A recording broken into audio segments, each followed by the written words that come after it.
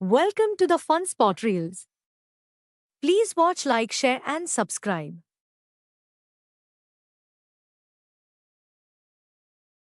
कि ठीक बात, नेहा की सास की तबीयत बहुत खराब हो गई। बताइए क्या हुआ है आपको? बेटे की शादी थी तो थकान हो गई।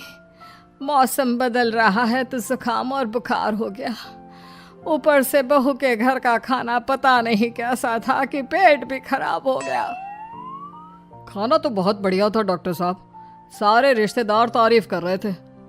रोहित की माँ इतनी कमज़ोर है कि ज़रा से में बीमार पड़ जाती है। डॉक्टर साहब आप सारी जांच करके देखिए, मुझे ऐसी क्या बीमारी है कि मेरी तबीयत ठीक ही नहीं रहती। फिलहाल तो ज़्यादा कुछ नहीं है, पहले आपके जुकाम बुखार और पेट का इलाज कर लेते हैं, फिर बाकी के टेस्ट करवा लेंगे। अभी आप ये दवाइयाँ ले आइए। पिताजी, मैं डॉक्टर साहब को छोड़कर और दवाइयाँ लेकर आता हूँ। माँ जी तो बीमार थी, इसलिए नेहा ने किचन संभाल लिया। माँ जी, अब आपकी तबीयत कैसी है? पहले से ठीक है। आप बैठिए, मैं खाना लगाती हूँ। तेरे बाबूजी और रोहित ने खाना खा लिया? रोहित तो टिफिन लेकर ऑफिस गए हैं माँ, और बाबूजी ने खाना खा लिया है। आप शुरू कीजिए। यह क्या, खाने में इतना तेल इतने मसाले? अरे अभी अभी तो तबीयत ठीक हुई है मेरी, तुम क्या मुझे वापस बीमार करना चाहती हो? नहीं माँ जी, ऐसा नहीं है। क्या हुआ? देखो ये बहू ने कैसा खाना बनाया है। खाना तो बहुत ही स्वादिष्ट था। अरे मैं ये खाना खाऊंगी तो बीमार हो जाऊंगी ना। ओह हाँ, बहू को अभी पता नहीं ना तुम्हारे बारे में, रोहित समझा देगा उसे।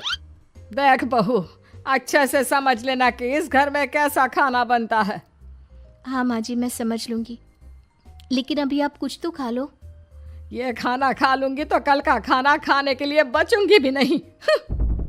सास की बातें सुनकर नेहा उदास हो गई। उसने रोहित के घर आती ही उससे माँ जी के खाने के बारे में पूछा। आज माँ जी ने मुझे खाने के लिए बहुत बुरा भला कहा। माँ को मसालेदार और तेल घी वाला खाना सूट नहीं करता, वो बीमार पड़ जाती हैं। ऐसी क्या बीमारी है माँ जी को? पता नहीं, आज तक कई डॉक्टरों को दिखाया, कितने टेस्ट करवाए, लेकिन कोई बीमारी पकड़ में ही नहीं आई। नेहा को कुछ समझ में तो नहीं आया, लेकिन उसने अपनी सास के हिसाब का खाना बनाना सीख लिया। माँ जी, आज तो खाना ठीक है ना? खाना तो ठीक है, लेकिन ये मुआ रेडियो क्यों चल रहा है इतनी तेज आवाज में? वो माँ जी, मैं अकेले काम करते करते बोर हो रही थी ना, तो टाइम पास करने के लिए चला दिया। तेरा इस टाइम पास के चक्कर में मेरा सर दर्द से फटने लगा है। तेज आवाज से मुझे माइग्रेन हो जाता है। सॉरी माँ जी, मुझे पता नहीं था। तुम्हें जब तक सब पता चलेगा तब तक मैं तो भगवान के पास ही पहुंच जाऊंगी। नहीं नहीं, ऐसा मत कहिए ना माँ जी। अब मैं कहीं भूख से ही ना मर जाऊं।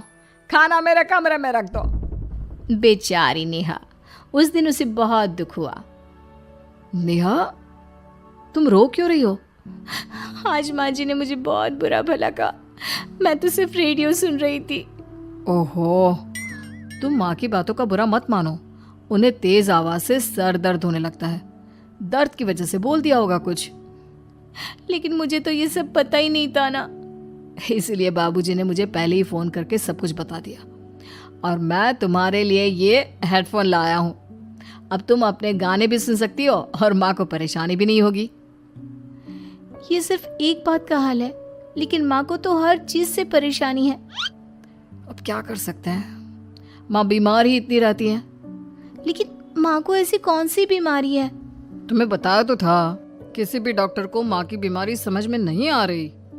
अब तुम भी ये सब सोचना छोड़ दो, ये हेडफोन लो और अपने पसंद के गाने सुनो। रोहित के गिफ्ट से नेहा की एक परेशानी तो दूर हो गई, लेकिन उसके मन में कई सवाल खड़े हो गए। आज मैं देर से उठाऊं या तुम जल्दी उठ गई? वो माँ जी को कल रात भर सर दर्द हुआ ना, तो जल्दी उठकर उनकी जगह मैंने पूजा कर दी। अरे वाह, अच्छा अच्छा, हे भगवान, ये किसकी करामत है? ये तो माँ जी की आवाज है। चलो चल के देखते हैं। क्या हुआ माँ? अच्छा, ये घर में गुलाब कौन लाया? मुझे नहीं पता, मैं तो अभी उठाऊं। माँ जी, आप कल रात भर सो नहीं पाई तो मैंने जल्दी उठकर पूजा पाठ किया। घर में फूल नहीं थे ना, तो मैं बाजार से गुलाब के फूल ले आई। नेहा, माँ को गुलाब के फूल की एलर्जी है। अब मुझे ये कैसे पता होगा? अच्छा, तुझे कुछ पता नहीं तो तू वही काम क्यों करती है जिससे मेरी तबीयत खराब हो जाए? रोहित के बाबूजी, ये बहू मेरी जान लेना चाहती है। माँ जी, मुझे ऐसा करके क्या मिलेगा? वो तो तुझे ही पता, लेकिन कुछ तो है। रोहित की माँ, बस करो। बेचारी बहू को कुछ पता ही नहीं है, बस इसलिए उससे गलती हो जाती है। जाओ तुम कमरे में। बहू, तुम रोहित की माँ का बुरा मत मानो। वो अपनी बीमारियों से इतनी परेशान है कि उल्टा सीधा बोल देती है। नहीं नहीं बाबूजी, मुझे बुरा नहीं लग रहा, मुझे चिंता हो रही है माँ जी की बीमारी की। ये बताइए कि माँ जी को ऐसी प्रॉब्लम्स कब से होने लगी? शादी के 6-7 महीने बाद से। बाबूजी, तब घर का माहौल कैसा था? अरे भरा पूरा परिवार था। मेरे बाबूजी, माँ, काका, काकी, मेरे दोनों बड़े भाई, दोनों भाभियाँ, दोनों के 2-2 बच्चे हैं, एक छोटा भाई और एक बहन। सब साथ रहते थे। इतना बड़ा परिवार? हाँ, मैं जब 10 साल का हुआ ना, तब पापा का ट्रांसफर यहाँ हुआ। उसके पहले तक तो हमारी जॉइंट फैमिली ही थी।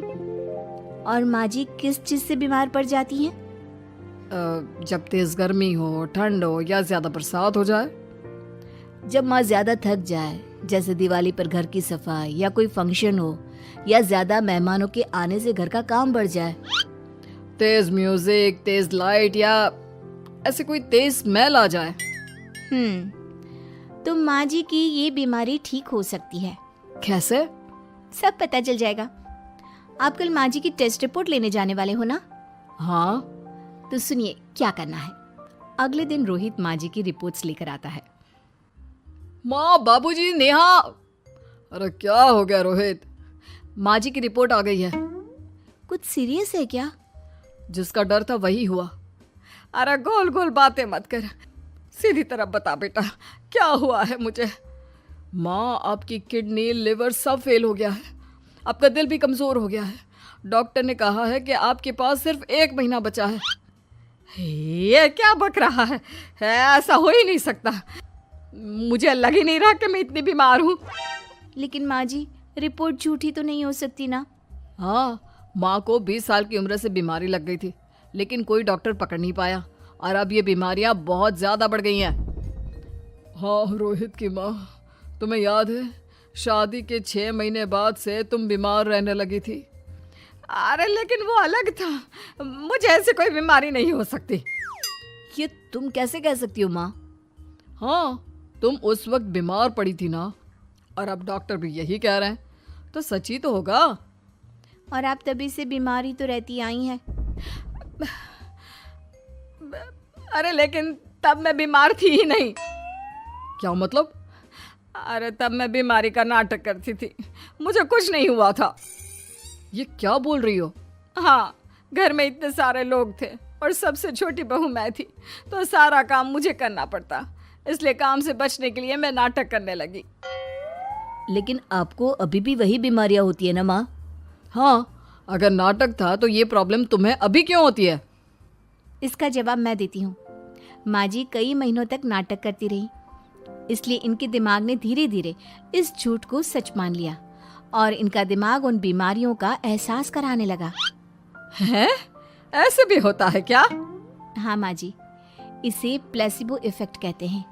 जब आप बात बात पर बीमार पड़ने लगी तो मैंने अपने मामा से बात की, जो एक साइकोलॉजिस्ट है। उन्होंने बताया मुझे। तो ये रिपोर्ट्स? मैंने झूठी रिपोर्ट बनवाई थी नेहा के कहने पर, ताकि आप सच बताएं। यानी मुझे कुछ नहीं हुआ? नहीं माँ जी, और आपकी इस प्रॉब्लम का भी सलूशन है। हम किसी अच्छे साइकोलॉजिस्ट को दिखाएंगे और आप जल्द ही ठीक हो जाएंगी। वाह बहू, मैंने तुझे इतना भला बुरा कहा और तूने मेरी जिंदगी भर की तकलीफें दूर कर दी। थैंक यू और सॉरी बहू। अरे मुझे भी तो सॉरी कहो, पूरी जिंदगी तुम्हारी सेवा की है, वो भी झूठ मूठ की बीमारी के लिए। हाँ हाँ, आप भी माफ कर दो मुझे, बस सॉरी। तो इस तरह नेहा ने अपनी सास की बीमारी पकड़ भी ली और ठीक भी कर दी।